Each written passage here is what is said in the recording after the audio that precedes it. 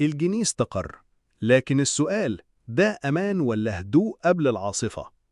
الدولار دلوقتي في البنوك الكبيرة زي الأهلي وسي آي بي واقف عند حوالي 48 جنيه ونص، وبره السوق المحلي الجنيه طالع 6% من أول السنة ووصل لأقوى مستوى في 2025. كل ده بفضل زيادة تدفق الدولار وتحسن الصادرات. لكن هل ده معناه خلاص الأزمة خلصت؟ البورصة مولعة. مؤشر EGX 30 كسر أرقام ووصل ل 35,480 نقطة، وقطاع الاتصالات والتكنولوجيا بيسحب السوق لفوق. واحتياطي العملة الأجنبية كمان زاد وبقى 49 مليار دولار، أرقام تدي أمان مؤقت للجنيه.